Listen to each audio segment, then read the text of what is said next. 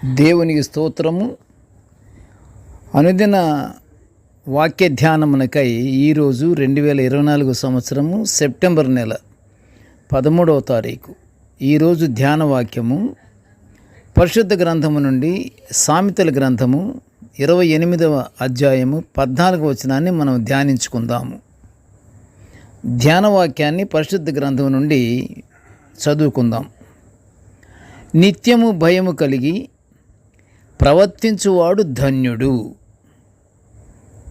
నేటి ధ్యాన వాక్య ప్రకారంగా ప్రియ దేవుని బిడ్డలారా, ఈరోజు ధ్యాన వాక్యము దేవుని యందు భయభక్తులు కలిగి జీవించుచు పొందే ధన్యత గురించి మనం ధ్యానించుకుంటున్నాము.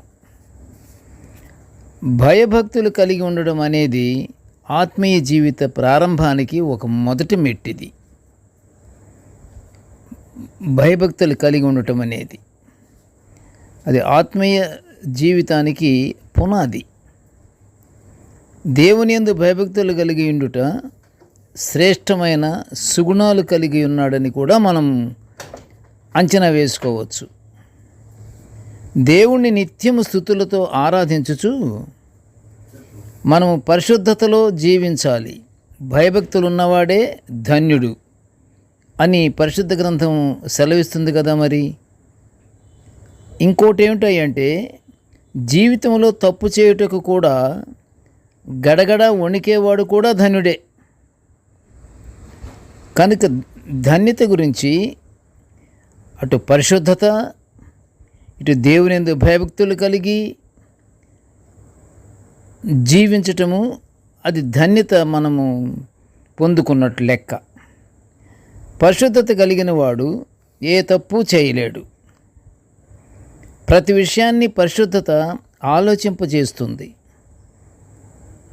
మానవుని జీవితం సర్వసమృద్ధిగా జరగాలంటే పరిశుద్ధత కలిగి ఉండాలి.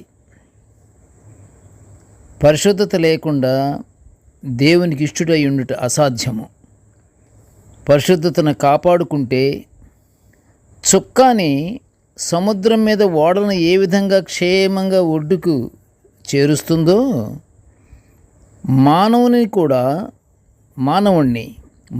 కూడా పరిశుద్ధత పరలోకానికి చేరుస్తుంది. మనలో పరిశుద్ధత ఉన్నప్పుడు మనలను ప్రతి విషయంలోనూ గైడుగా సహాయపడుతుంది పరిశుద్ధత. పరిశుద్ధత చాలా ముఖ్యమైనది. దాన్ని కాపాడుకోవటం కూడా చాలా అవసరము, ముఖ్యమైన విషయం కూడాను. దేవుని భయం కలిగి ఉండడం నిజంగా అది దేవుని కృపే. అంతేకాదు ప్రియ దేవుని బిడ్డలారా, దేవునికి భయపడే వ్యక్తి పాపం చేయటానికి భయపడతాడు. దేవుని యందు భయం మానవుణ్ణి ధన్యునిగా చేస్తుందని మనం చెప్పుకున్నాము. కాబట్టి ప్రియ దేవుని బిడ్డలారా, మనము దేవుని భయం కలిగి ఆ భయముతో పాటు పరిశుద్ధత కలిగి, దేవుని భయం ఉంటే పరిశుద్ధత ఖచ్చితంగా ఉన్నట్లు లెక్కే. కనుక ఇవి రెండు, దేవుని యందు భయము, పరిశుద్ధత కలిగి మనం ధన్యత పొందుకుందాము. ప్రార్థన చేసుకుందాము. కృపగల తండ్రి, జీవముగల నాయన, నీ పాదములకు స్తోత్రములు.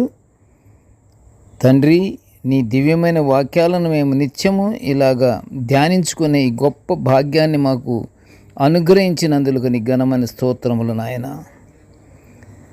తండ్రి, నేటి ధ్యానవాక్యమును వినుచున్న ప్రతి బిడ్డను ఆశీర్వదించయ్యా. ప్రతి బిడ్డ తండ్రి నీ యందు భయభక్తులు కలిగి పరిశుద్ధత కలిగి ఉండేలా దేవా నువ్వు దీవించమని వేడుకొనుచుంటున్నాము తండ్రి. నీ పరిశుద్ధత కానీ మాలో ఉంటే అయ్యా, మేము నిత్య సహవాసము నీతో ఉంటామని నమ్మికతోనూ పరలోక ప్రవేశానికి అర్హత కూడా మాకు కలుగుతుందన్నటువంటి ఆశతో తండ్రి మేము నీ పాదముల చెంత మొరపెట్టుకుంటున్నది. మాకు పరిశుద్ధత మాలో ఉండులాగా ఆశీర్వదించు నాయన. నీ పాదముల స్తోత్రములు తండ్రి. మాకు శుద్ధ హృదయమును పరిశుద్ధతను నీ యందు భయభక్తులు కలిగి ఉండేలా మేము జీవించేటట్లుగా మమ్మల్ని ఆశీర్వదించమని ఈ మనవులన్నీ యేసయ్య పుణ్యనామమున వినయముగా వేడుకొంచుంటున్నాము తండ్రి. ఆమెన్. దేవుడు మనల్నందరినీ బహుగా దీవించుగాక. ఆమెన్.